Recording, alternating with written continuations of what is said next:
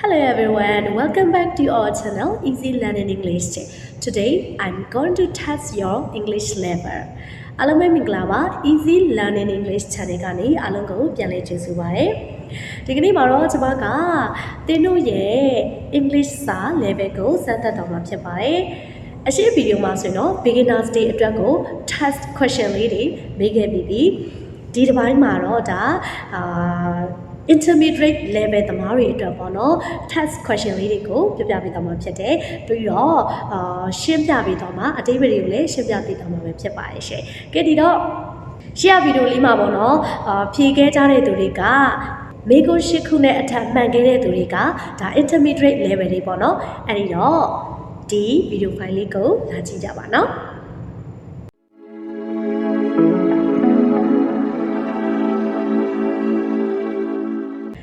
Okay, that's enough. Make a number to go to Where did you have dinner last night? Where have you had dinner last night? Where do you have dinner last night? Which sentence is correct?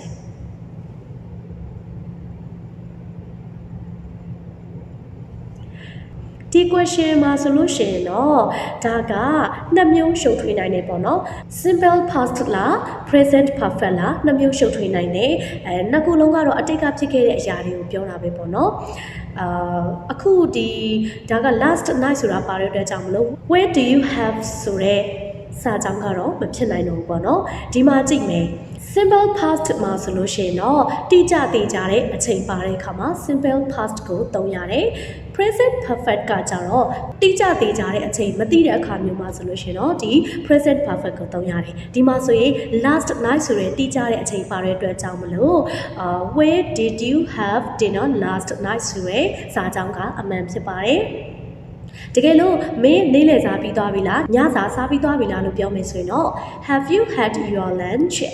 have you had your dinner လို့ပြောလို့ရပါတယ်ဒီမှာတော့ last night ဆိုတာပါတဲ့အတွက်ကြောင့်မလို့ where did you have dinner last night ဆိုတဲ့စာကြောင်းကမှန်ပါတယ်နောက်တစ် question တစ်ခုကြည့်လိုက်အောင် did you finish your project have you finished your projectဒါမှမဟုတ်ရင် have you got finished your project which sentence is correct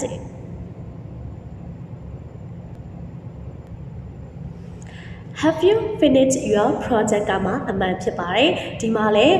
simple past နဲ့ present perfect နှစ်ခုရှုပ်ထွေးနိုင်တယ်ဒီမှာကတော့တိကျသေးကြတဲ့အချိန်မပါဘူးမင်းရဲ့ project ပြီးပြီလားလို့ပဲမေးတာကိုကပြီးတဲ့အချိန်တိတိကျကျကိုမသိဘူးပေါ့နော်သူပြီးသလားမပြီးသလားမသိဘူးပြီးသွားပြီလားလို့မေးတာဖြစ်တဲ့အတွက်ကြောင့်မလို့ present perfect ကိုသုံးရတယ် Have you had your project ဆိုတဲ့စာကြောင်းကအမှန်ဖြစ်ပါတယ် Have you got finished ဆိုတဲ့စကားလုံးကတော့မဖြစ်နိုင်ပါဘူးကဲဒါဆိုရင်မေကိုနံပါတ်3 He's never been to New York He's never gone to New York He's gone often to New York Which sentence is correct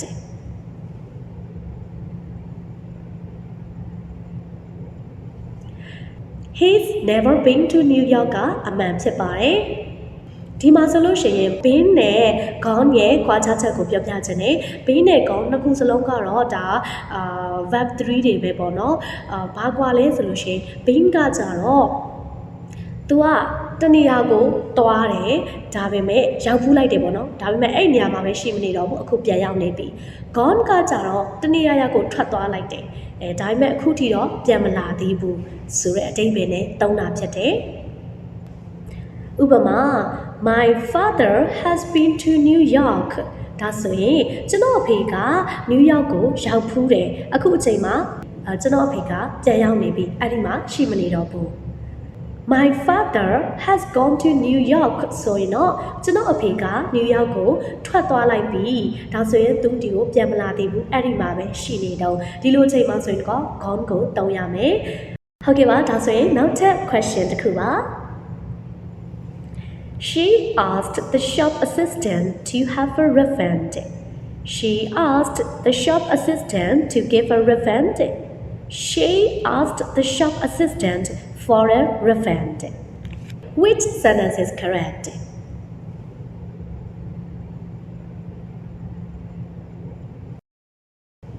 ဒီမှာဆိုရင်တော့ဒါဆိုင်ဝင်တန်းစီကနေပြီးတော့ပြန်အန်းငွေကိုတောင်းတယ်ဆိုတဲ့အတိတ်ပဲဒီမှာရှုပ်ထွေးနိုင်နေပေါ့နော်ဒါကဘာကိုပြောချင်တာလဲဆိုရင်တော့ collocations အခြေအနေဖြစ်ပါတယ် collocations ဆိုရဲစကားစုပေါ့နော်အတွဲအဆက်ထားတဲ့စကားစုကိုပြောတာပါ collocations ဆိုတာကတော့ a group of words that goes together အမြဲတမ်းအလိုလိုတွဲတွေ့ရတဲ့စကားစုလေးကိုပြောတာဖြစ်ပါတယ် collocations ပေါ့နော်ဒီမှာ collocations ကဆိုလို့ရှိရင်တော့ arcs ဆိုရင် for နဲ့တွဲတယ်ပေါ့နော် arcs for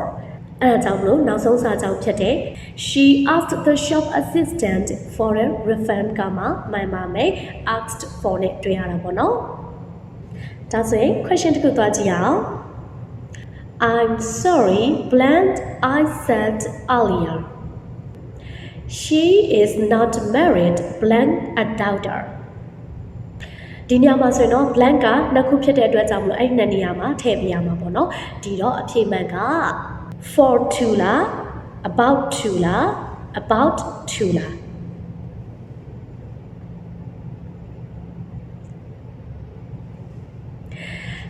about to ဖြစ်ပါတယ် about နဲ့ to နဲ့ပေါ့နော်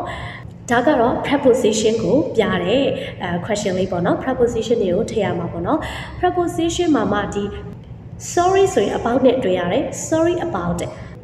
I'm sorry about what I did ကျွန်တော်လုပ်ခဲ့တဲ့အတွက်တောင်းပန်ပါတယ် I'm sorry about what I said ကျွန်တော်ပြောခဲ့တဲ့အတွက်တောင်းပန်ပါတယ်အဲ့လိုနေရာမျိုးမှာဆိုရင် about ကိုသုံးရတယ်ဒီတော့ I'm sorry about what I said earlier ရှေ့ကပြောခဲ့တဲ့စကားအတွက်တောင်းပန်ပါတယ် She is not married to a daughter to a daughter married to ပေါ့နော်လက်ထပ်တာပေါ့နော်လက်ထပ်တာဆိုရင် married ဆိုရင် to နဲ့သုံးရပါတယ်ဒါကြောင့်မလို့ about to ကမှန်ပါတယ် Okay နောက်ထပ် question တစ်ခုပါ If you wouldn't tell me I will scream If you don't tell me I will scream If you didn't tell me I will scream Which sentence is correct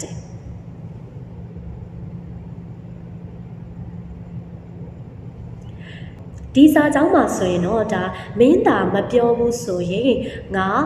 အော်လိမ့်မယ်ပေါ့နော်ဒီစာကြောင်းဖြစ်တယ်ဒီမှာဆိုရင်တော့ conditions ကနှစ်ခုရှိတယ် conditional sentence ဖြစ်ပါတယ်အခြေအနေကိုပြတဲ့စာကြောင်းပေါ့နော်ပထမအကြောင်းအရာက present အခုလက်ရှိဖြစ်ပါတယ်နောက်အကြောင်းအရာကအနာဂတ်ဒီတော့အခုသာနေမပြောဘူးဆိုရင်ငါအော်လိမ့်မယ်နေခုမပြောဘူးဆိုရင်ငါခဏနေအော်မယ်ဆိုတဲ့အတိတ်ပဲဒီတော့အခုကဒါလက်ရှိအရှိပစာကြောင်းကလက်ရှိဖြစ်တဲ့အတွက်ကြောင့်မလို့ if you don't tell me I will scream ဆိုတဲ့စာကြောင်းကမှန်ပါတယ်ဟုတ်ပြီနောက်ထပ်မေးခွန်းလေးတစ်ခုပါI didn't do that if I were you. I wouldn't do that if I were you. I wouldn't do that if I was you. ကဲဒီမှာဆိုရင်တော့အဖြေမှန်ကဘာပါလဲ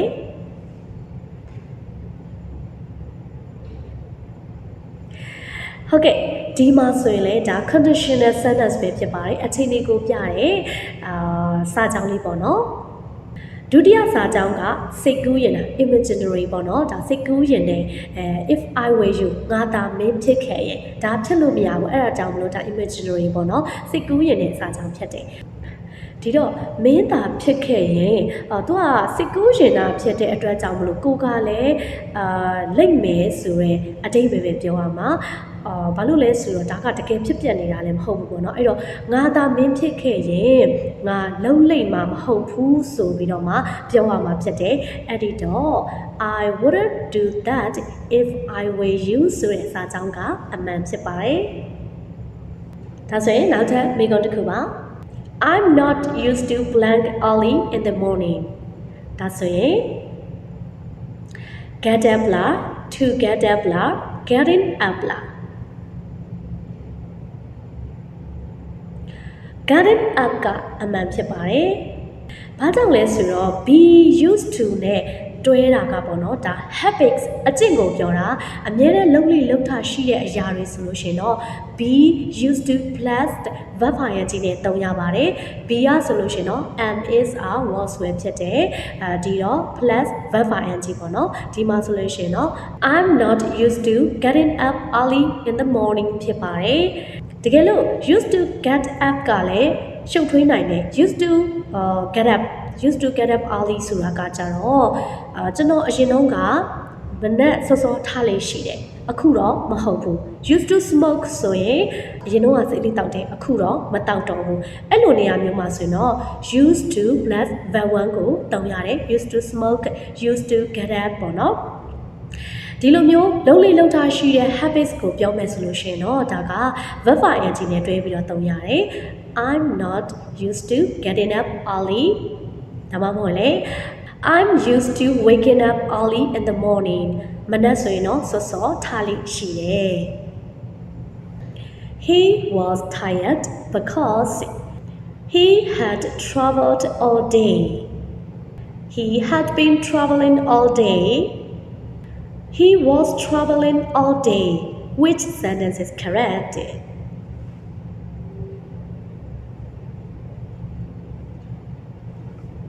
Had been traveling all day ကအမှန်ဖြစ်ပါတယ်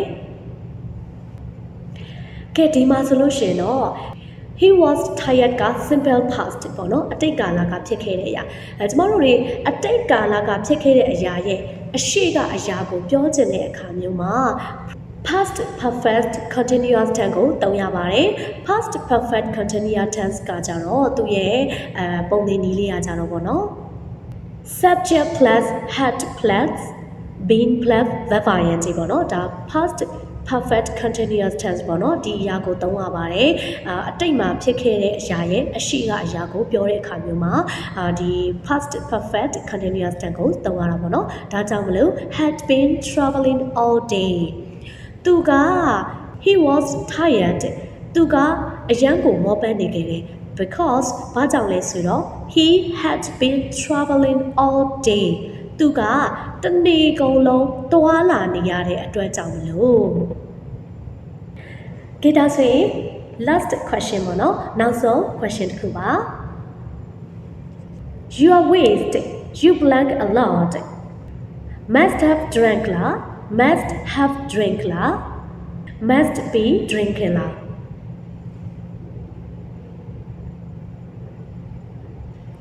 must have drank ဖြစ်ပါတယ်။ဘာကြောင့်လဲဆိုတော့ဒီစာကြောင်းကဒါ model of speculation လို့ခေါ်တဲ့ထင်မြင်ချက်ပေးတဲ့ပုံစံပေါ့နော်။အဲ့ဒီထင်မြင်ချက်ပေးတဲ့ပုံစံမျိုးမှာဆိုလို့ရှိရင်ကျမတို့တွေသုံးသင့်တာကဒါက तू อ่ะပေါ့နော်နင်ကဖြုံးတီးနေတာပဲနင်အမှန်ဆိုရင်လှုပ်တင်တယ်နင်အမှန်ဆိုရင်တောက်လိုက်တင်တယ်လို့ပြောတာပေါ့နော်ဒါကဘယ်လိုချင်နေလဲဆိုတော့ဥပမာ तू อ่ะပေါ့နော်တခုခုတောက်နေတယ်အဲ့ဒီချိုရီပဲဖြစ်ဖြစ်ပေါ့နော်ကိုလာတွေပိုင်းတခုခုပဲဖြစ်ဖြစ်ပေါ့နော် तू อ่ะမတောက်ဖဲနဲ့ဖိအောင်လုပ်နေတာတို့တုံပြစ်တာတို့ဒီလိုမျိုးဖြစ်မှာပေါ့နော် you waste မင်းကဖြုံးတိနေတာပဲ you must have drunk မင်းတောက်တင်တယ်အဲ့ဒီတော့ဒီဟာရဲ့ပုံစံလေးကပုံသင်နည်းလေးက model verb plus have plus past participle ဆိုတာ verb 3ပေါ့နော်ဒီတော့ model verb လာမယ်ပြီးရင် have လာမယ်ပြီးရင် verb 3လာမယ်ဒီတော့ model verb က must ဖြစ်တယ်ပြီးတော့ haveပြီးတော့ verb 3ဆိုတော့ drank ပေါ့နော်မင်းတောက်ခဲ့တဲ့လေပေါ့နော်အဲ့လိုပြောတာဖြစ်ပါတယ်ဒါကြောင့်မလို့ you must have drunk a lot ကမှန်ပါတယ်ကဲဒါဆိုရင်မေကွန်း10ခုစလုံးပြီးသွားပြီအဲ့ဒီမေကွန်း10ခုမှာကိုကဘယ်နှခုမှန်ပါတယ်လဲ10ခုနဲ့10ခုအထက်မှန်နေဆိုရင်တော့သင်ကဒါ intermediate level မဟုတ်တော့ဘူး advanced level ကိုရောက်နေပါပြီတကယ်လို့10ခုအောက်မှန်နေဆိုလို့ရှင်တော့သင်ကဒါ intermediate level မှာပဲရှိနေပါတယ်ထပ်ပြီးတော့မှ advanced level ဖြစ်အောင်လို့ထပ်ပြီးတော့မှလေ့လာနိုင်ပါတယ်Okay, I hope you've enjoyed this video and don't forget to give it a thumbs up. ဟုတ်ကဲ့ပါဒါဆိုရင်တော့အခုဗီဒီယိုလေးကိုအားလုံးပဲကြည့်နေကြမယ်လို့မျှော်လင့်ပါတယ်ကျမတို့ဒီဗီဒီယိုလေးကိုပေါ့နော်ကြိုက်တယ်ဆိုရင်လည်း like လေးပေးခဲ့ပေးဖို့မမေ့ပါနဲ့အောင်ပြီးတော့ကျမတို့ရဲ့ Easy Learning English Channel ကိုလည်း subscribe လေးလုပ်ထားပေးပါအောင်ရှင်နောက်ဗီဒီယိုလေးကြမှာပြန်လည်ပြီးတော့တွေ့ဆုံကြမယ် bye bye